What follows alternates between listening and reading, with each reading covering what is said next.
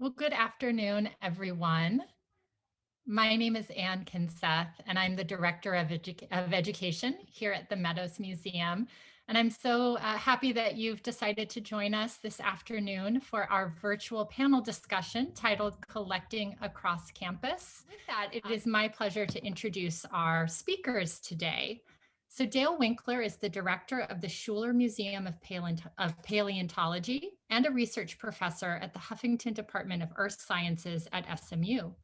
He received his BS and MS in geology from the University of Michigan and his PhD in geological sciences from the University of Texas at Austin. His major research interests are the Mesozoic and Cenozoic terrestrial ecosystems and tetrapods. Jeremy Spracklin has worked as the full-time moving image curator for the G. William Jones Film and Video Collection since 2016. He earned a BA in both history and philosophy at UT Arlington, as well as an MA in history in 2015. He works in projection and technical roles for a number of film festivals, including the USA, Telluride, Sedona International, and Traverse City Film Festivals. Ann Peterson is a photographic historian who has served as curator of photographs at the De Goyer Library at SMU since 2002. She received a bachelor's degree in art history from the University of Texas at Austin and her master's degree in American Civilization, History of Photography from George Washington University in Washington, D.C. Before joining the De Goyer, Ms. Peterson was the former curator of photographs at the Archives Center, National Museum of American History, Smithsonian Institution in the Prints and Photographs Division, and in the Prints and Photographs Division at the Library of Congress, as well as at the Louisiana State Museum. And finally, we are joined by my colleague at the museum, Dr. Amanda Dotseth, who curated the Fossils to Film exhibition and will be moderating our panel discussion at the end. So with that, I am going to hand the presentation over to Dale, and we'll start by learning a little bit more about each of these collections on campus. Thank you, Ann.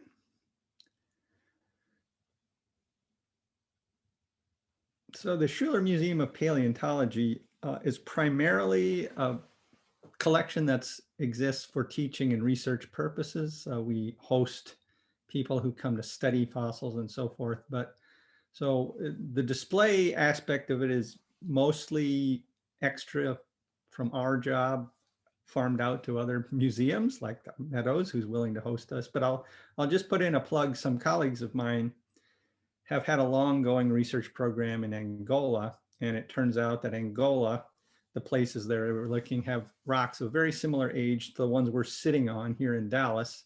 And what they discovered there were sea creatures, which is like what you would find under your house here in Dallas. Many of them are large herbivores and tetrivores. They're predators, including mosasaurs, sea lizards, plesiosaurs, turtles.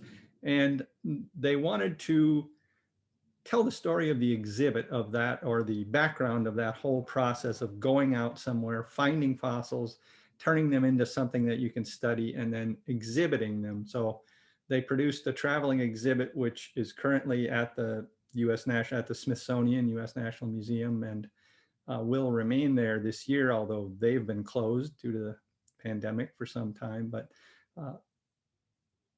the external research aspects of our operation are sometimes displayed at some local museums. If I could go to the next slide. In terms of the history of our collection, it began virtually as SMU began. One of the founding professors at SMU was a geology professor named Ellis Schuler, and he immediately called for colleagues and friends and students to help him put together a geological museum which had aspects of rocks and minerals and ores and fossils. So the concept of the Schuler Museum and the actual parts of the collection began virtually at the same time SMU did. Dr. Schuler, if I could have the next slide, was a geologist, but he had wide interests in a lot of subjects, including fossils, and he published papers almost immediately after beginning his work at SMU. And one of the things he studied were the dinosaur tracks that are preserved near Glenrose. Some of those tracks today are in what's called Dinosaur Valley State Park. If I could have the next slide. So Dr. Schuler managed to obtain some of those tracks for our collection, including some of the large sauropod tracks, which are relatively rare as far as dinosaur tracks go. One of these used to be displayed on the SMU campus, but we loaned it now to the Perot Museum, and here it is on display there. If I could have the next slide. So that big dinosaur, the sauropod, is probably the same one as in the picture here, which is now called Paluxysaurus. And the story that's told in the tracks can tell you something about behavior, because there has been a scenario recreated based on the tracks of these giant meat-eating dinosaurs, Acrocanthosaurus and Pleurocoelus meeting, because if you looked in the Glenrose trackway, they actually cross and parallel each other, the tracks of those two kinds of dinosaurs. Next slide. So that dinosaur, Paluxysaurus, was part of a very large joint research and display effort between ourselves at SMU and the Fort Worth Museum of Science and History and the landowners who were kind enough to host us to, first of all, find, excavate, prepare, and exhibit this dinosaur, which turns out to be now the state dinosaur of Texas, Pleurocoelus. It is on display behind me and in the slide at the Fort Worth Museum of Science and History. Next slide. So the process of getting fossils varies a lot depending on what kind of fossil you're interested in. As you can imagine, the acquisition of that giant dinosaur involved dozens of people over many years. First of all, to get it out of the ground takes multiple people. And then once you bring it back into our labs, to prepare it so that you can actually see it and study it and stabilize the bones. And then a further step is the actual mounting of these kind of things. So our collection is, again, in-house, mainly just a storage and research facility. Next slide. But it includes all kinds of fossils, not just dinosaurs or so forth. We have a large collection of invertebrates, which are things without backbones. And one of those fossils is in the display here, Parapazoisia. This is an ammonite. They were super common at the time dinosaurs lived, so you can find them below your house if you looked hard enough in Dallas. This one is a very large and beautiful, rather unusual one for around here because the shell is preserved and most are not. It was found in northern Ellis County, a little community called Britain, very near the Dallas and Tarrant County lines. And these were cephalopods like the chambered nautilus is. I have one here today. So this thing is alive today, chambered nautilus. It's the only one of them that has a shell like all these ammonites did. Most of that kind of everything that's an ammonite went extinct eventually. And shark or a octopus and squid are the representatives today of this big group that was super abundant and went extinct. We also have fossils that are tiny. So the object, Parapazoisia is large, as you could see in the exhibit, but there are other microfossils that you would find, say, dissolving the rock, that are also in the collection. And the aspect of getting these millimeter-sized fossils out of the ground is quite different than that used to get the ammonite out of the ground. Next slide. So again, those kind of creatures like the ammonite lived in the ocean, which was over Dallas at the time that they lived, about 80 million years ago. So all the rocks we're standing on around this area are of Cretaceous age, 80 or 90 million, give or take. And they included lots of animals like in these fanciful paintings of mosasaurs and pterosaurs and plesiosaurs, most of which went extinct. It is thought that mosasaurs, the big sea lizards, were predators of things like ammonites. So again, and this particular slide is appropriate because we have these kind of creatures here found locally. We have them in our collection, and they are the same kinds of things that are in the exhibit about Angola sea monsters unearthed. Next slide. Our collection also spans plants. So we have both vertebrate fossils and invertebrate fossils and plant fossils, an example of which are the leaves here of Mahonia, the grape-leafed Mahonia. There's living representatives of the plant. These leaves are preserved on shale beds. They're found in the Sucker Creek area, which is right on the border of Oregon and Idaho. They're about 15 million years old.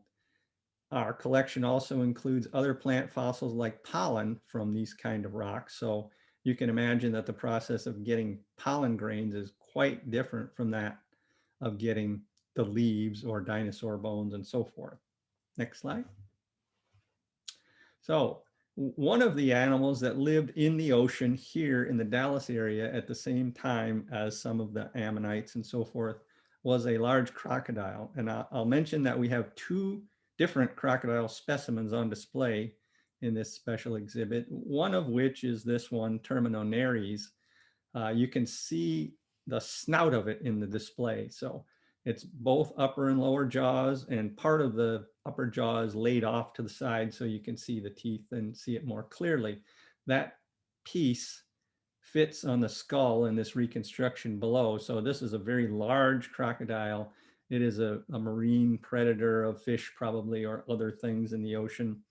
The second set of crocodiles is more typical from this time, in which many of these ancestors of crocodiles today were terrestrial, small terrestrial carnivores, kind of like a weasel or so forth. Very different from today. Next slide. We also have representatives of things that are hard to get to, like this piece of amber, which has an anolis in it. And I have a photo taken locally of the green anole, which we have in our garden in Dallas and so forth. So this little lizard skull is preserved inside the piece of amber. And like many fossils like this, it would have been very, very difficult in previous years to study it because it's encased in the amber and you can't image it very well. But as one of the whole new sets of technologies that we use, you can CT scan it like X-ray, right? And make a 3D reconstruction that is extremely detailed now. So when this piece was found, it was studied and published, and they did a 3D reconstruction of all the aspects of what's preserved inside that amber that you can, is quite small if you look at it. So it's quite a deal. And now there's a large implementation of 3D printing, and therefore people can take that little tiny thing and blow it up and make a replica of it, which is again in the display. Next slide. And finally, I'll just say that we have dinosaurs in the collection, like both of these kind of dinosaurs that are on my colleague Louis Jacobs' book cover, Tenontosaurus, and the new one here, Convolvosaurus. But anyway, that's a good summary of what we have and what we do. So I'll be glad to answer chat questions later. Thank you.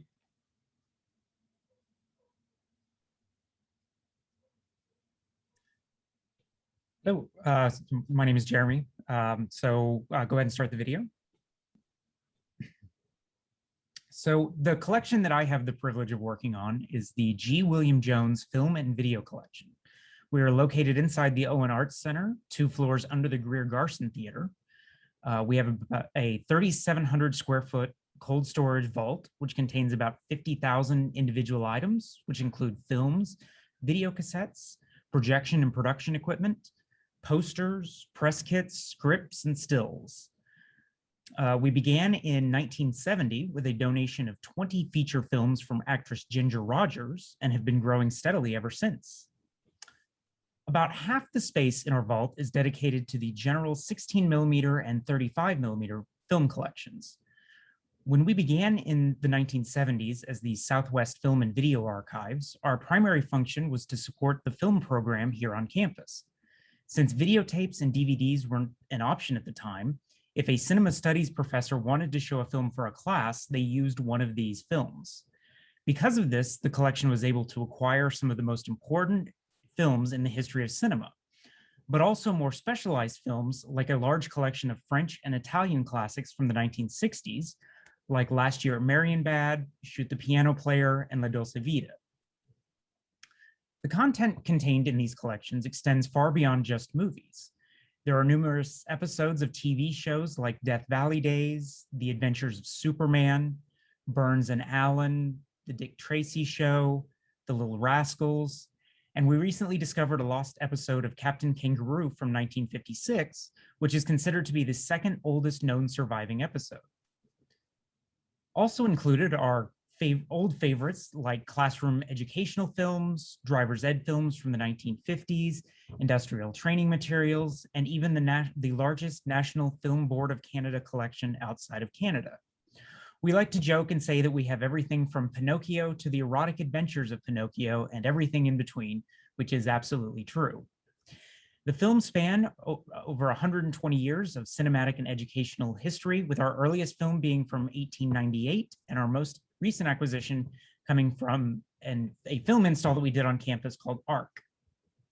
But throughout our 50-year history, our most important discovery was probably the 1983 uncovering of the Tyler Texas Black Film Collection.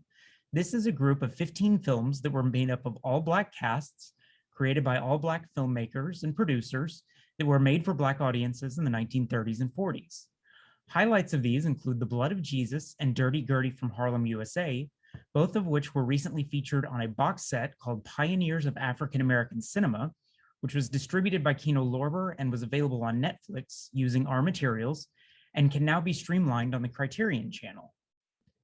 Other titles include Boogie Woogie Blues, The Broken Earth, The Girl in Room 20, Juke Joint, Midnight Shadow, Miracle in Harlem, Murder in Harlem, Souls of Sin, Where is My Man Tonight, and the Byline Newsreels.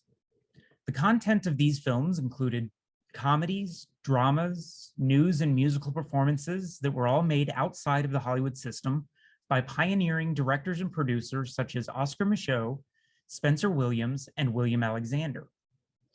To date, these have only been available on standard definition DVDs, but we are currently working on 4K restorations on all of the titles and hope to have these available soon. What you're looking at here is one of the samples of the restorations featuring a scene from Blood of Jesus, and that same film is available as part of this current show at the Meadows Museum. And here is what is known as the Sulphur Springs collection of pre-Nickelodeon films. This was a group of 33 films that was discovered in Sulphur Springs, Texas, and were transferred to safety copies for preservation with a grant from the Louis B. Mayer Foundation in 1994. These films run from 1898 to 1906 and includes films from filmmakers Thomas Edison, Sigmund Lubin, William Seelig, and many others. Much like the other collection, the content of these films is quite varied. There are some short single-shot slice of life films like Couple Feeding Barnyard Fowl or Feeding Fowl on a Country Path that document simple actions and run less than a minute.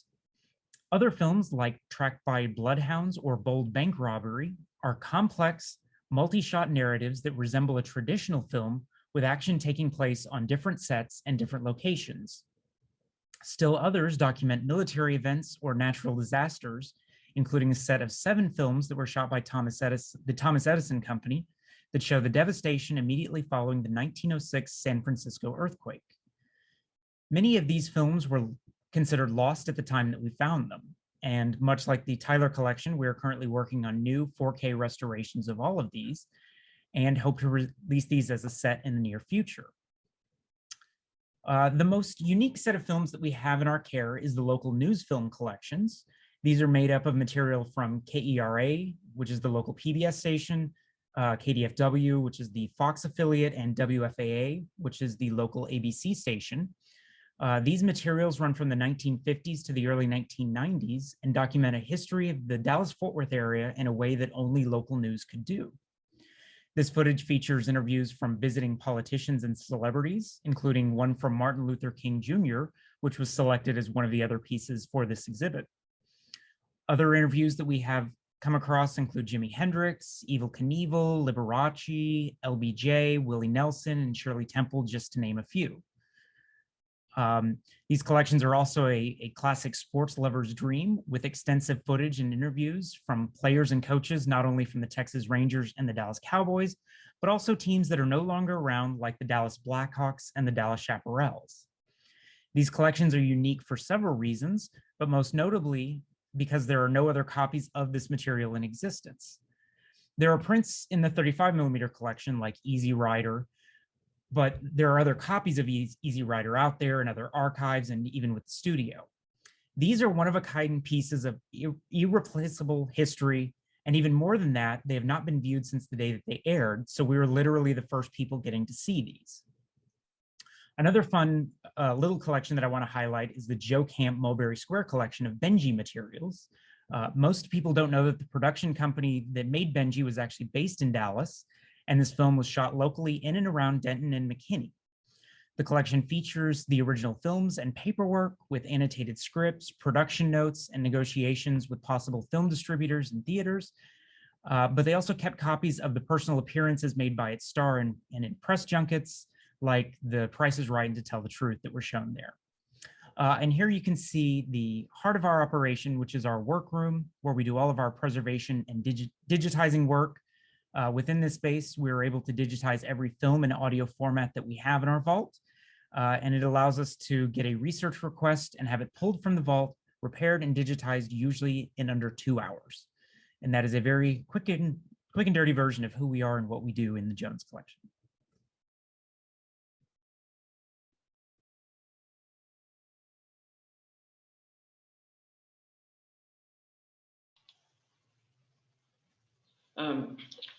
Hello, I'm Ann Peterson, and I'm going to talk to you about our collections at the DeGolyer Library. I've been at the DeGolyer a long time now, and I love my job.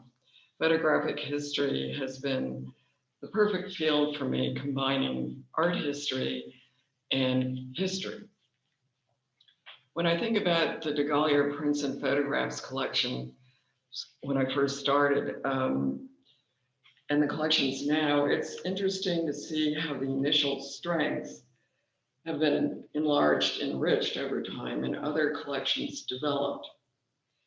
You bring experience to a new job. I had lived in Washington, D.C. for quite a while and went to graduate school there. My thesis was on Frances Benjamin Johnston. She's an early press photographer and member of the photographic art group, the Estacion. So my educational background and DC work experience was in that area of photography. The two great strengths I found at the DeGolyer were Western landscape photography and Mexican photography, areas I'd never worked with in the past. I have to admit that I actually had found landscape photography a little boring. I was in for a surprise. The seminal moment for me in the first months here was seeing an oversized box labeled Watkins. I thought to myself, that can't be Carleton Watkins. Next slide, please. When I opened the box, I found 7 of the most beautiful albumin prints I'd ever seen. They were 1873 Mammoth plates, which is that they're roughly 17 by 20, which means that the negative was that large, making the detail in the prints right down to each blade of grass stunning. I was hooked on the merits of landscape photography then and there. Next slide. We have purchased quite a few Watkins stereographs over the years, but because of cost, buying the prized Mammoth plates, they've been out of our reach. They're $20,000 and up. Another discovery for me at the DeGolyer was the work of Alfred Briquet, a Frenchman who immigrated to Mexico in the 1870s. Next, please. Briquet's photographs are carefully structured and framed, artfully emphasizing the most important area of the image. Trained in the French Barbizon school, Briquet often subtly includes people in the view to give scale to the scene. Next, please. We had maybe 20 photographs by Briquet in 2002, and now we have actually what's arguably the best known Briquet collection. I was curious actually as to the exact number, so I recently counted them. And we have 356 now, up from 20, in different sizes and locations in Mexico and the Caribbean. If you compare our 356 prints with UT, for example, having about 120 briquets, we have aggressively purchased additional briquet images whenever possible over the years, including examples of the business history of his studio. He would give different numbers to the same image sometimes. He printed in various sizes and he used different mounts over the years. Next, please. I say Guadalupe Posada prints were another collection about which I knew relatively little when I started at the Degallier. A draftsman, engraver, and lithographer, Posada worked for the publishing house of Antonio Venegas Arroyo in Mexico City. The colorful broadsides he created included images of politicians, folk heroes, sensational crimes, disasters, and many illustrating corridos or songs. There was a very low literacy rate at the time in Mexico, so the news sometimes was sung, and these were very inexpensive to buy in the market. Posada's work influenced the next generation of artists like Diego Rivera. We had relatively few Posadas when I started, but we now have more than 225, which we have purchased. So we actually no longer collect them because we feel like we really have more than enough right now.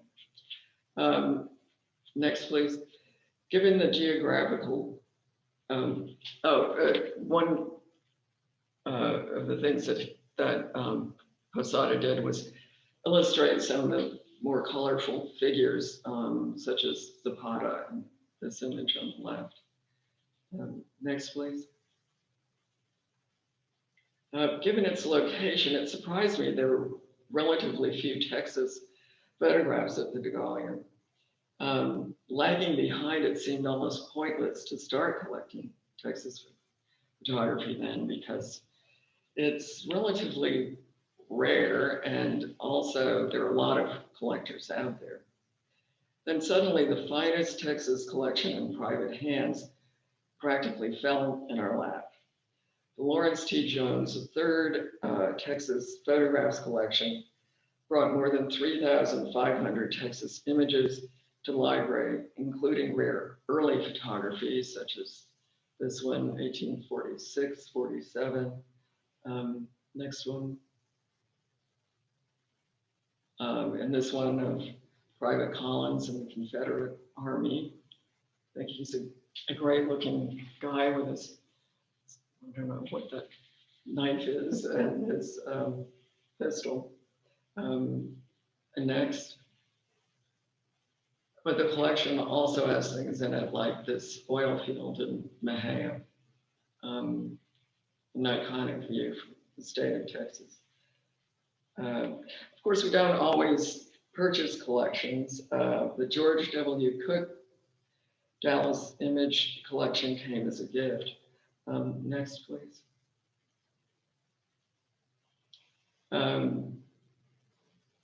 The strength of Cook's collection lies in its visual images, over 2,200 photographs and 20,000 postcards. Next, please. But, you know, it has some average everyday images from different time periods. There are also significant manuscripts, diaries, banknotes, books, pamphlets, etc., relating to the history of the city of Dallas and Texas. Next, please. Snapshot of the viaduct being constructed in 1911. There are approximately 20,000 items altogether, making the Cook collection and the range of images valuable to historians and people doing regional research. Next, please. In 2010, we mounted 2 exhibitions for the 200th anniversary of Mexico's independence from Spain and the 100th anniversary of the Mexican Revolution. The first exhibit covered the early history of Mexico from the Spanish conquest up to the Emperor Maximilian in the 1860s. The second exhibit covered the time period of Porfirio Diaz's presidency through the Mexican Revolution. Through one donor, we learned of another, donor Elmer Powell contacted us, and I looked at his collection. While we certainly have materials related to the Mexican Revolution, the Powell collection was unique, covering all of the players, the battles, locations, and various materials, photographs, postcards, political buttons, currency, manuscripts, journals, and such three-dimensional objects as hats and bugles. We showed many items from the Powell collection. Next, please. This is President Huerta, who had the first president after Diaz assassinated. So this is what people thought of him then. We showed many items from the Powell collection in our exhibit, which is something we normally do not do because we have so much ourselves. Next, please. But sometimes showing a collection eventually brings on a donation, which is exactly what happened with this case.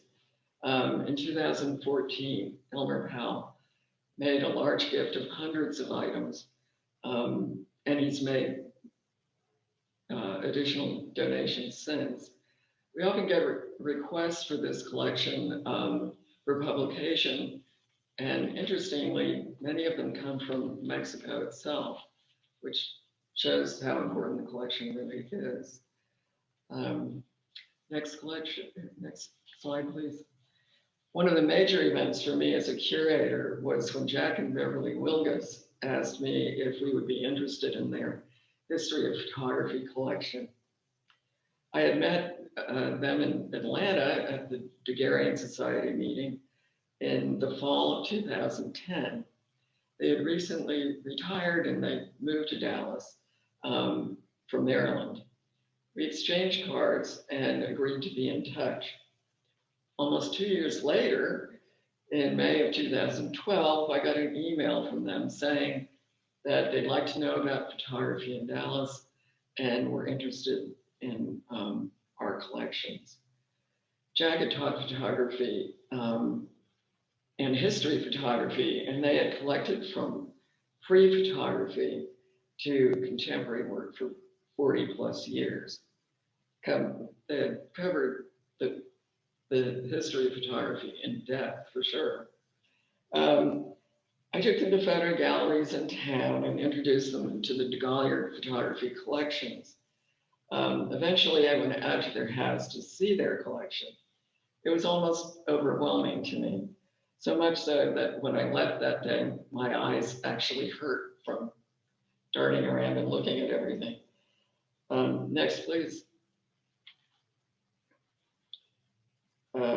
The Wilkeses gave part of their collection in their initial gift in 2015 and have continued to make donations. Next, please. These slides show the variety of images they have and also the different time periods.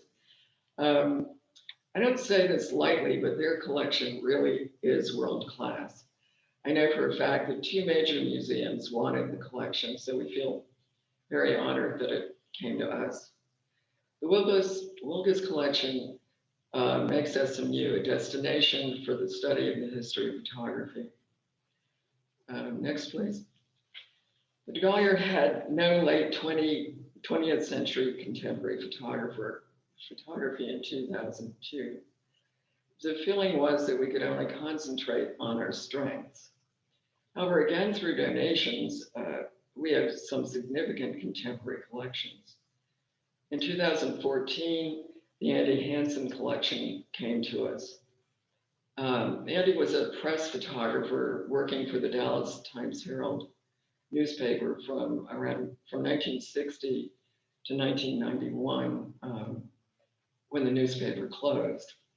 Hansen continued to work as a freelance photographer in Dallas until his death. Next, please. He photographed anyone who was anyone who came to Dallas, including US presidents, rock musicians, politicians, actors, sports figures, opera, and more. The collection is large, 16,000 photographic prints and about 99,000 negatives. He also, interestingly, photographed the actors at the film festival. So it's another aspect of where we tie in with another collection at SMU. Next, please. Another donated contemporary photography accession is the Kenda North collection. North's fine art photography collection consists mostly of color images, including the various color processes over the years, and it's unlike anything we have. She's had numerous exhibitions, and her work is held in museums and in public collections. So it was really a thrill for us to acquire that through her generous donation. In finishing, I'll just say that we collect sometimes based on strengths and through important donations, occasionally for SMU classes, and because of public interest, through reference questions and orders for digital scans, often through publication. We also add to digital collections, and that's how people find us, through Google, and that's based on requests and what we put online through grants.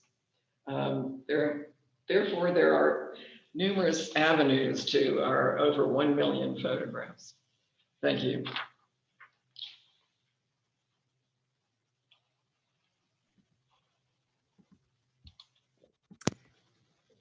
Well, I want to thank all of our panelists for their presentations, and now I'm happy to turn the presentation over to Dr. Amanda Dotseth. Thank you all for sharing so many wonderful objects. Just on a personal note, doing this exhibition, Fossils to Film, the best of SMU's collections, has been a wonderful learning experience for us at the Meadows as well. Of course, we'd worked with, I think, DeGolyer quite a bit in the past, not only for their photography collection, but one of the things that Anne touched on was some of their history of Texas objects, and particularly maps and early printed books and things like that. So we'd worked with them in the past, but as far as I know, this is our first time collaborating with the G. William Jones Film and Video Collection and with the Schuler Museum as well. So we're delighted to be doing that for the first time. One of the things that struck me in all of your presentations was, something we grapple with, of course, as well, which is a kind of having a cohesive collecting policy. I realize that maybe for Anne and I, we are acquiring actively acquiring to fill gaps that we see in the collection. And so I guess I wondered if that was also the case for you, Jeremy, and for Dale. You know, is there a kind of collecting policy goal where you're actively seeking, whether it's through donation or purchase, objects that fill gaps that you have in your collection? Well, we are not able to purchase anything, so we're kind of at the mercy more of what people are willing to give. Right.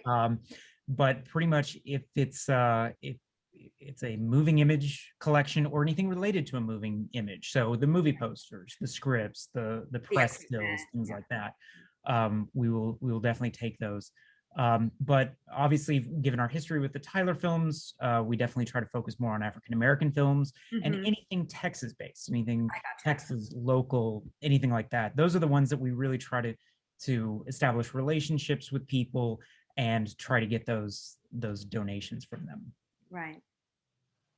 We do get donations, but most of the acquisitions are focused on people's research interests. So not so in the original days, there was an effort to get some representative fossils from a lot of time periods and so forth, especially to use for teaching. Right. But the goal in many cases is to enhance the value of the research collection and to really focus on things that are new and haven't been worked on before. So I wonder, for the three of you then, to what extent is, say, faculty specialisms or faculty interest, or maybe projects related to your graduate students, for example, might drive your collecting? And that goes for Anne as well, actually. Well, we've worked with the history department quite a bit, and they've developed a class called Edges of Empire, which compares colonial India to colonial Mexico. And we do a class presentation every year where we poll, except for this year, we had to do it by PowerPoint, which wasn't really at all as effective, I thought. But then the class has to do a project. Sometimes it's a film or video. Sometimes it's they've done an exhibit in Dallas Hall. And, you know, I wonder how easy that class would be to do if they didn't have our collections. I guess they could find things on the internet.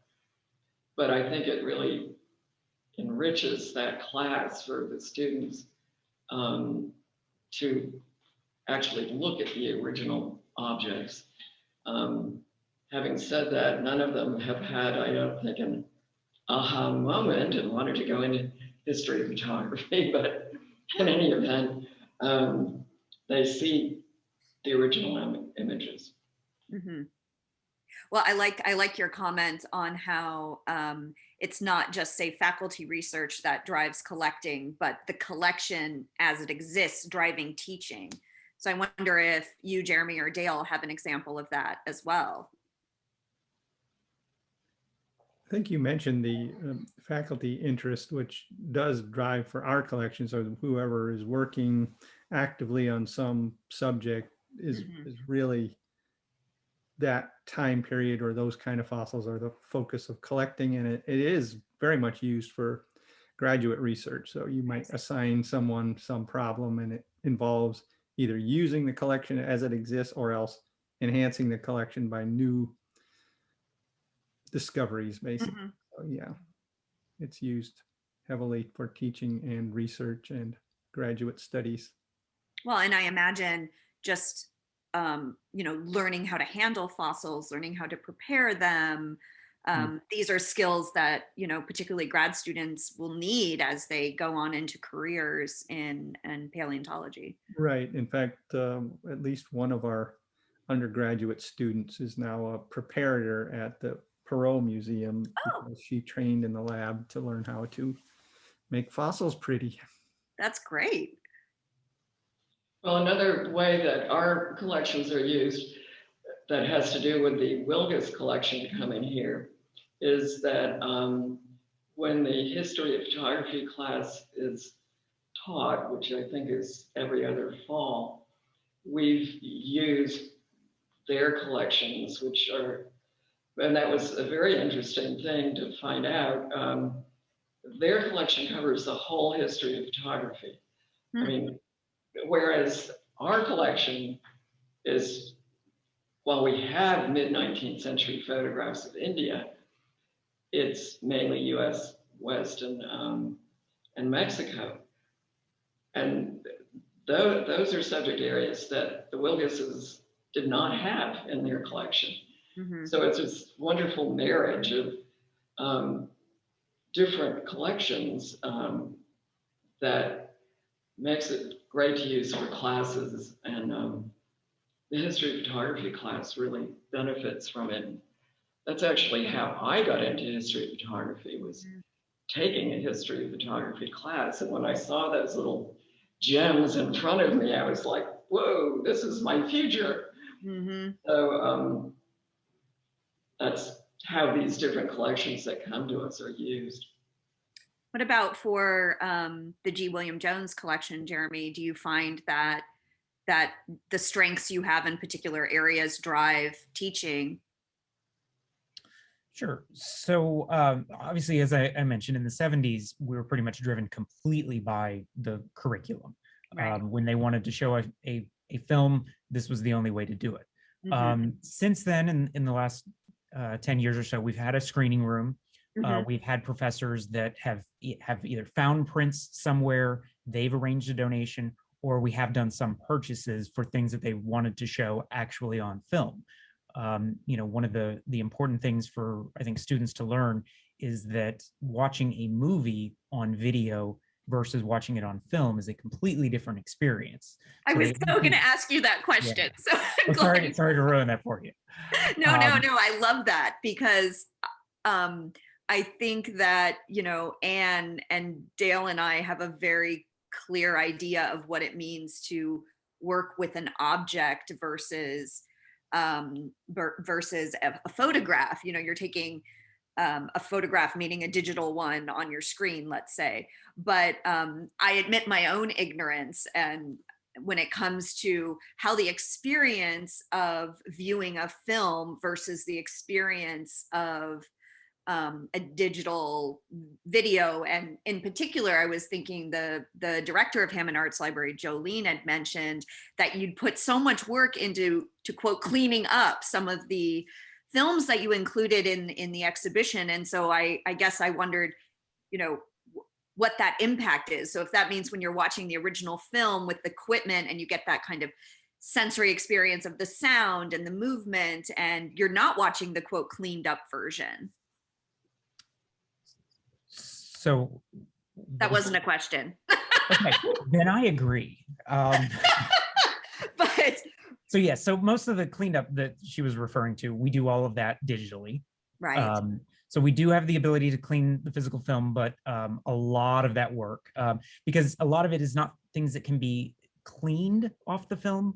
A lot of things were either printed on there, or a lot of the old silents have a bad flicker to them. So we have to digitally normalize those so that every frame has about the same brightness to reduce that. Cleaning the physical material won't accomplish that. But in what you were saying about the physical materials, we do a tour of the vault. And when you walk through and you can see the film cans and things like that, you can see the actual material. We can open the cans, but that doesn't give you any indication of what's actually on there. So it's a completely different thing. There, even just holding it up to the light, you may be able to see a frame or two, but you're still not getting a feeling of what that film is like in motion until you really either put it up on one of our projectors or we digitize it and then provide that. Right. Oh, I just see from Shelley De Maria, who is the curatorial assistant at the Meadows and was responsible for much of the installation of Fossils to Film. I just saw her question and she says, I'd love to hear from each panelist if there is an object within their collection that is a personal favorite for them or holds a particular significance. So should we go in order of how you're on my screen, and then Jeremy, then Dale? You know, I think that would be like saying, which is your favorite child? Or, I mean, there are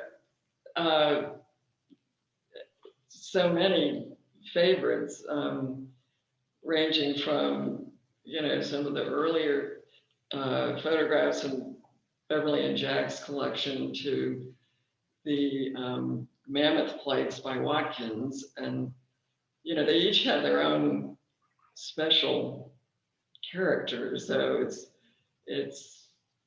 they're kind of like all apples in a way. You know, having said that, you know, we have snapshots that are certainly not my favorites, but we have some amazing things. I went to a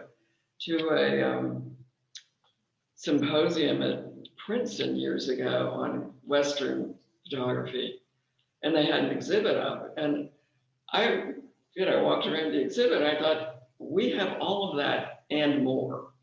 So I thought that was a good way to measure our collections, and a lot of it we absolutely couldn't purchase today, not only because they're not available, but also because of the huge increase in cost of photography. Yeah, we're kind of similar in that our foundational collection, assembled in the mid 60s to mid 70s, there's no way we could touch a Velázquez, you know, even if one came on the market, there's no way we could probably acquire it today. So what about you, Jeremy? Any favorites among the children? You know, I love everything in the local news archives. You know, one of the big things that I always really look to is that when I was doing my master's thesis, it was on the General Cinema North Park 1 and 2. So a cultural institution for the area, but not something that got a lot of press. So if the Dallas Morning News didn't cover it or something like that, then there's no record of anything ever happening there. So I found film of the opening of that in the 60s.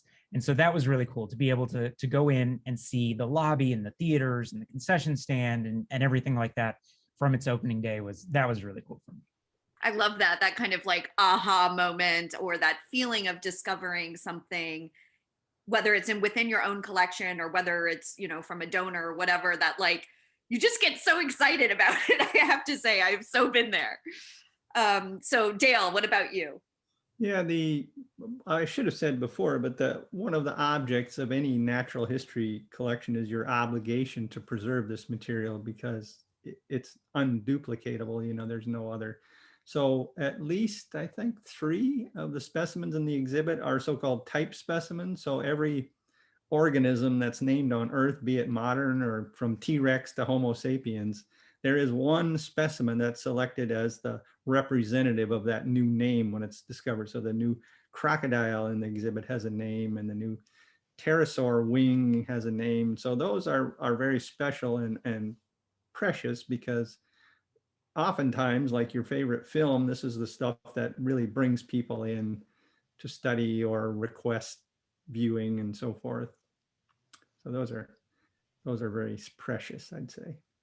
That's wonderful, and we're grateful that you lent some of those type specimens to us. As I've increasingly been touring the exhibition, it's one of those things that I have been very careful to explain, you know, what this is. And also, I love that some of these type specimens have names that relate to the people who found them or to Texas, places in Texas itself. And so it kind of grounds these objects in a really fascinating way. And I think in general, this exhibition has really highlighted the role SMU plays, not only as an institution for higher education, but as a place that preserves things of cultural value for future generations. Right. So I think we're getting near the end of time. Is that right, Anne? I saw you pop up. Yes, we're kind of reaching the end of our hour. So I just wanted to come back and thank all of our panelists for not only helping the Meadows Museum bring this exhibition to the public. The objects you lent look absolutely stunning in the galleries. But I also wanted to thank you for sharing with all of us today over Zoom a little bit more about your collection and how it works within the context of SMU. And also a big thanks to Amanda Dotseth for her work in the exhibition and in moderating today's panel. So thank you all very much for joining us today. We hope to see you soon at the Meadows Museum. You really do need to come and see these objects in person. So thank you all very much.